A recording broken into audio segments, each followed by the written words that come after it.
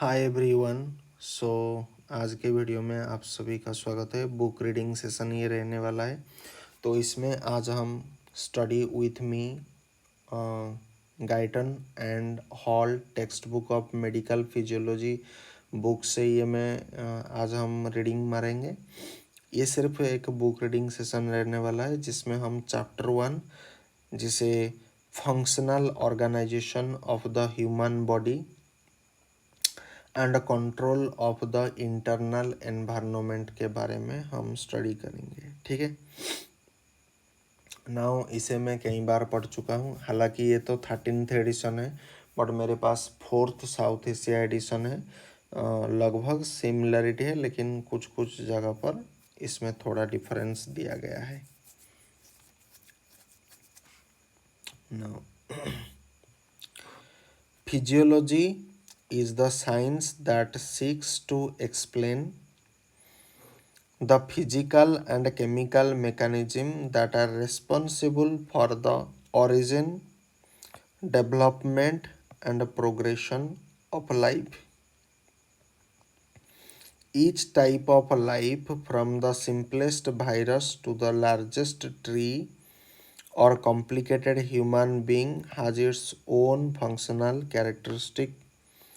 Therefore, the vast field of physiology can be divided into viral physiology, bacterial physiology, cellular physiology, plant physiology, vertebrate physiology, then mammalian physiology, human physiology, and many more subdivisions. Now coming to the human physiology. The science of human physiology attempts to explain the specific characteristic and mechanism of a human body that make it a living beings. The fact that we remain alive is the result of a complex control system. Hunger make us seek food, and fear make us seek refuge. Sensation of cold make us look for warmth. Other forces causes us to seek fellowship and to reproduce. The fact that we are sensing, feeling, and knowledgeable beings is part of this automatic sequence of life. These special attributes allow us to exist under widely varying conditions which otherwise would make life impossible. Now, second, cells are the living unit of the body. Why? The basic living unit of the body is cell. Each organ is an aggregate of many different cells held together by intercellular supporting structure. Each type of cell is specially adapted to perform one or a few particular function. For instance, the red blood cell, numbering about 25 trillion in each human beings, transport oxygen from the lungs to the tissue.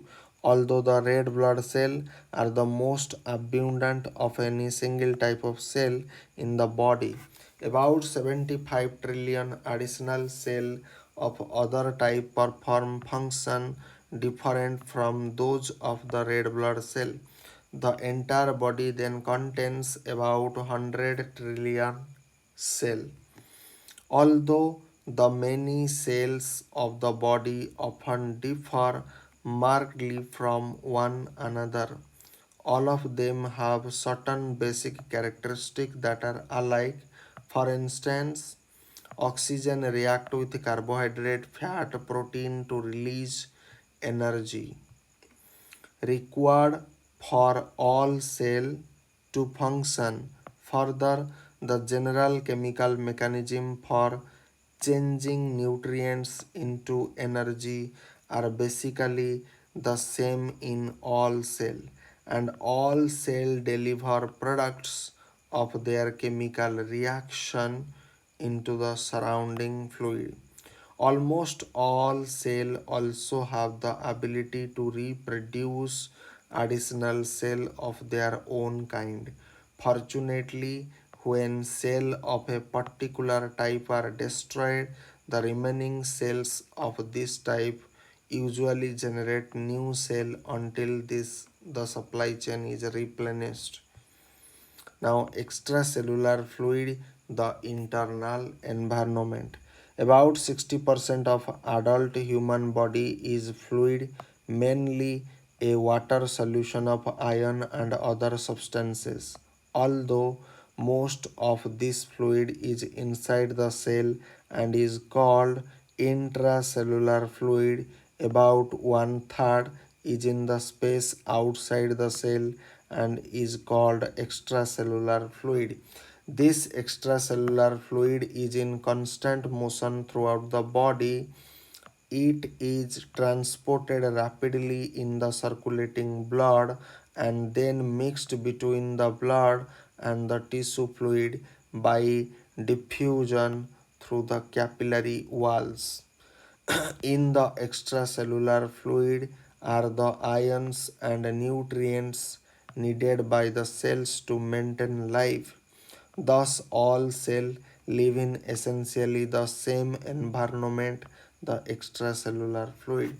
For this reason, the extracellular fluid is also called as internal environment of the body or the milieu interieur, a term introduced more than 150 years ago by the great 19th century French physiologist Claude Bernard 1813 से लेकर के 1878. Cells are capable of living and performing their special function as long as the proper concentration of oxygen, glucose, different iron, amino acid, fatty substances, and other constituents are available in this internal environment. Now, difference between extracellular and intracellular fluid. The extracellular fluid contains large amount of sodium chloride, bicarbonate, iron plus nutrients for the cell such as oxygen, glucose, fatty acid, amino acid. It also contains carbon dioxide that is being transported from the cell to the lungs to be excreted, plus other cellular waste products that are being transported to the kidney for excretion. For excretion.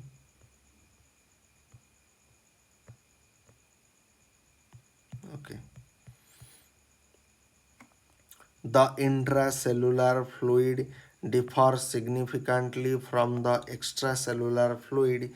For example, it contains large amount of potassium, magnesium, phosphate ion instead of sodium and chloride ion found in the extracellular fluid. Special mechanism for transporting ions through the cell membrane maintain the ion concentration difference between the extracellular and intracellular fluid. These transport processes are discussed in chapter number 4. Homeostasis, maintenance of a nearly constant internal environment. In 1929, the American physiologist Walter Cannon 1871 से लेकर के 1945 coined the term homeostasis to describe the maintenance of a nearly constant condition in the internal environment.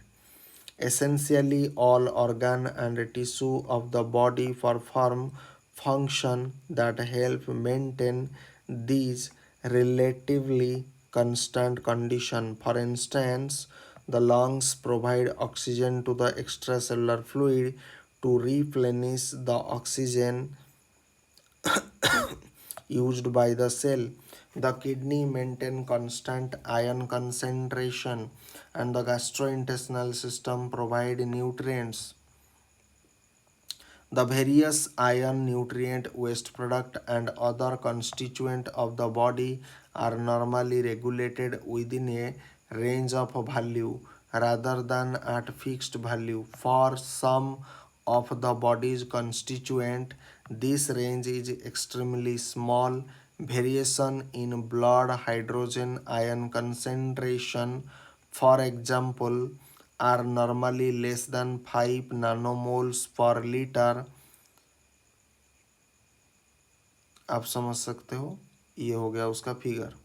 Blood sodium concentration is also tightly regulated, normally varying only a few millimoles per liter, even with large change in sodium intake.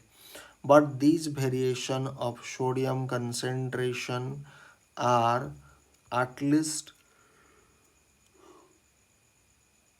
1 million times greater than for hydrogen ion.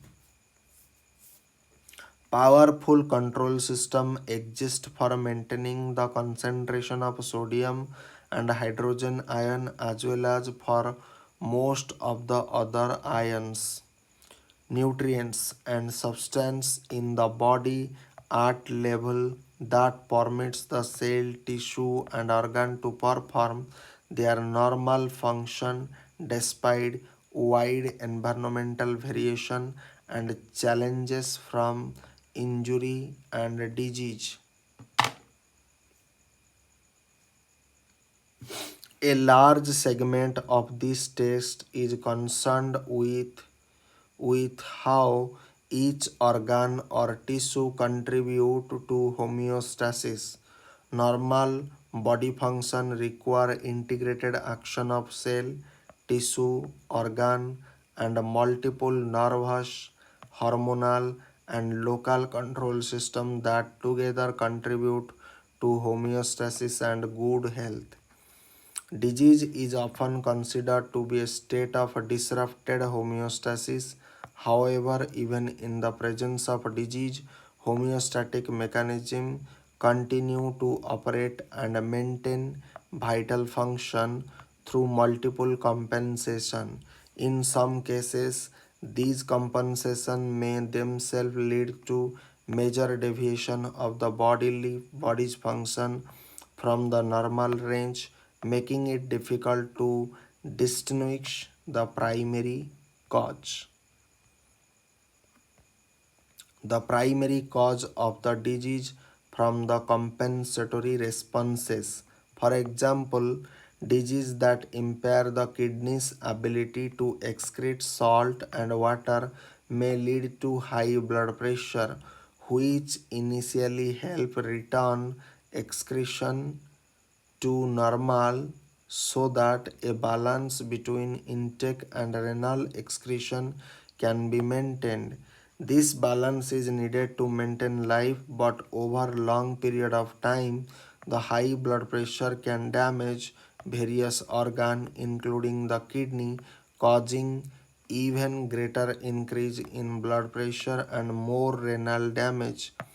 Thus, homeostatic compensation that ensue after injury, disease, or major environmental challenges to the body may represent a trade-off that is necessary to maintain vital body function but may, in the long term, contribute to additional abnormalities of body function. The discipline of pathophysiology seeks to explain how the various physiological processes are altered in disease or injury. This chapter outlines the different functional systems of the body and their contribution to homeostasis. We then briefly discuss the basis theory of the body's control system that allows the functional system to operate in support of one another. Extracellular fluid transport and mixing system, the blood circulatory system. Now, Extracellular fluid is transported through the body in two stages. The first stage is movement of blood through the body in the blood vessel, and the second is movement of fluid between the blood capillaries and the intercellular space between the tissue cell.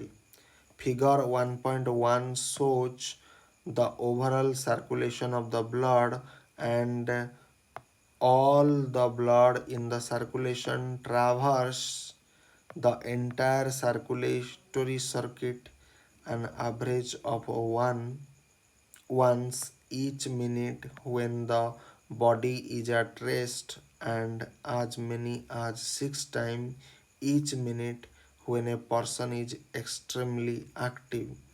As blood passes through the blood capillaries, continual exchange of extracellular fluid also occurs between the plasma portion of the blood and the interstitial fluid that fills the intercellular spaces. This process is shown in figure 1.2. In 1.2, the walls of the capillaries are permeable to most molecules in the plasma of the blood, with the exception of plasma protein, which are too large to readily pass through the capillaries. Therefore, large amount of fluid and its dissolved constituent diffuse back and forth between the blood and the tissue space, as shown by the arrows. This process of diffusion is caused by kinetic motion of the molecule in both plasma and interstitial fluid. That is, the fluid and dissolved molecules are continually moving and bouncing in all directions within the plasma and the fluid in the intercellular space as well as through the capillary pores. Few cells are located more than 50 micrometer from a capillary, which ensure diffusion of almost any substance from the capillaries to the cell within a few seconds. Thus, the extracellular fluid everywhere in the body, both that of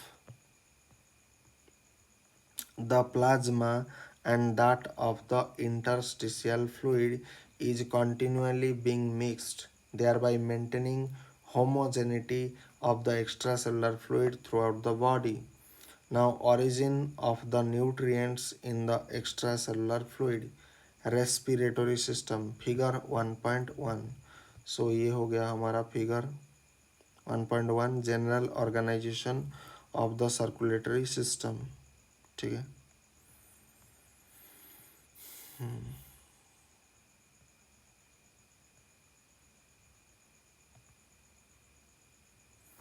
Origin of the nutrients in the extracellular fluid. Now, respiratory system. Figure 1.1 shows each time the blood passes through the body, it also flows through the lungs. The blood picks up oxygen in the alveoli and thus acquiring the oxygen needed by the cell. The membrane between the alveoli and the lumen of pulmonary capillaries, the alveolar membrane is only 0.4 से लेकर के 2 micrometer thick, and oxygen rapidly diffuses by molecular motion through this membrane into the blood.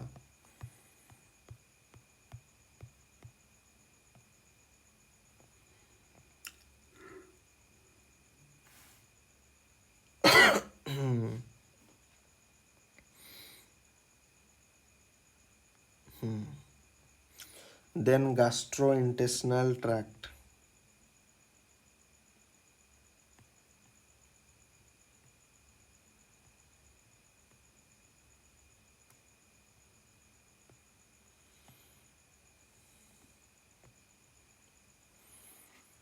A large portion of the blood pumped by the heart also passes through the wall of the gastrointestinal tract.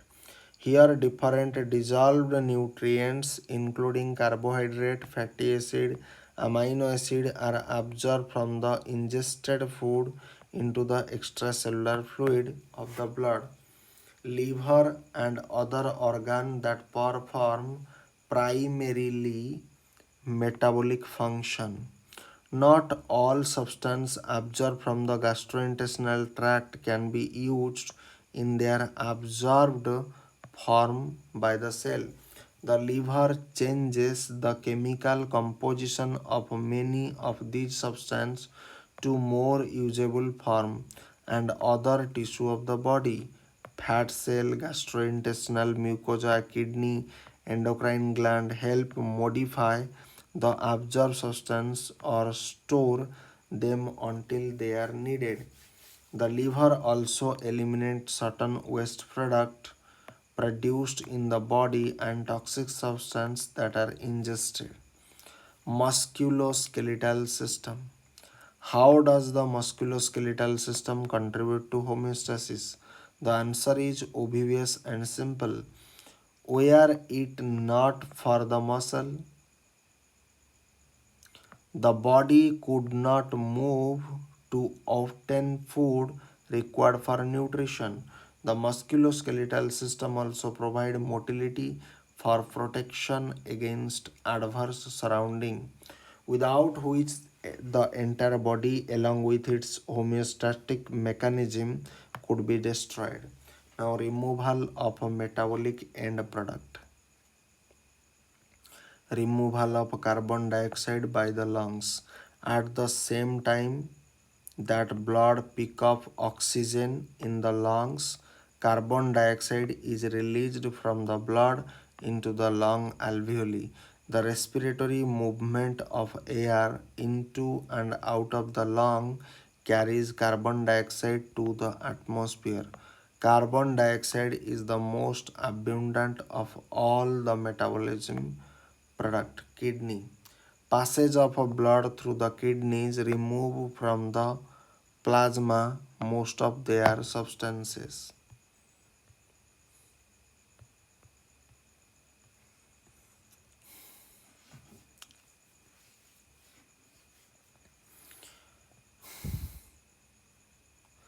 Beside carbon dioxide that are not needed by the cell, these substances include different end product of a cellular metabolism, such as urea, uric acid. They also include excess of ions and water from the food that might have accumulated in the extracellular fluid. The kidney perform their function by fast filtering large quantities of plasma through the glomerular capillaries into the tubules and then reabsorbing into the blood into the blood the substance needed by the body, such as glucose, amino acid, appropriate amount of water, and many of the ions. Most of the other substances that are not needed by the body, especially metabolic waste products such as urea, are reabsorbed poorly and pass through the renal tubule into the urine. Now, gastrointestinal tract. Undigested material that enter into the gastrointestinal tract and some waste product of the metabolism are eliminated in the feces. Liver. Among the function of liver is the detoxification and removal of many drugs and chemicals that are ingested. The liver secretes many of these waste into the bile to be eventually eliminated in the feces. Now, regulation of a body function.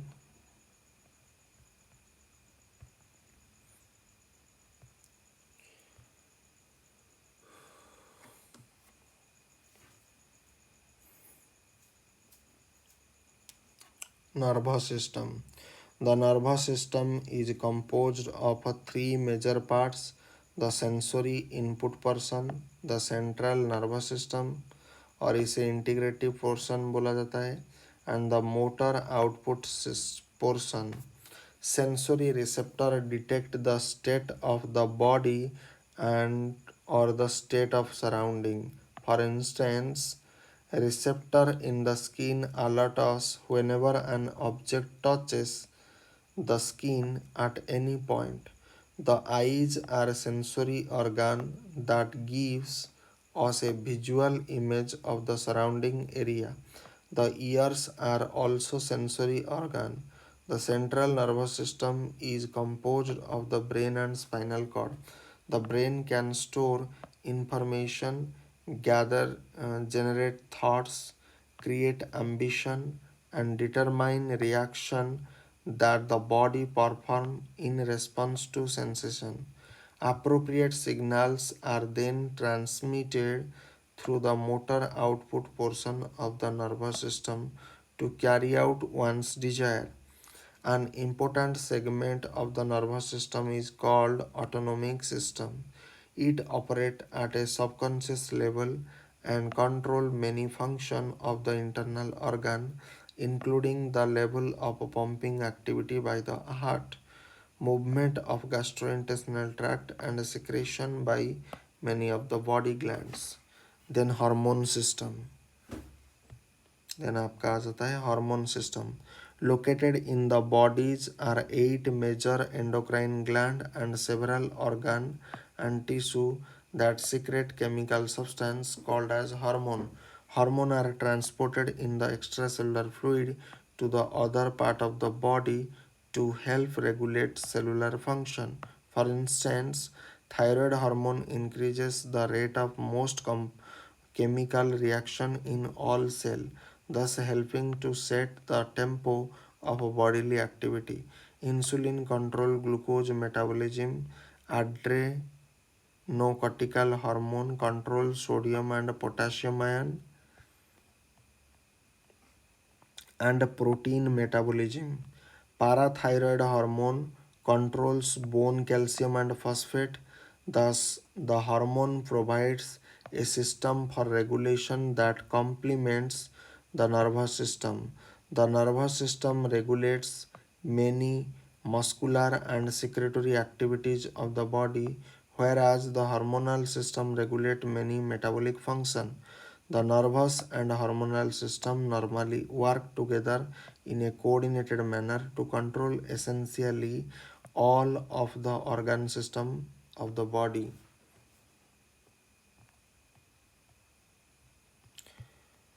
सो आज के video के लिए इतना ही.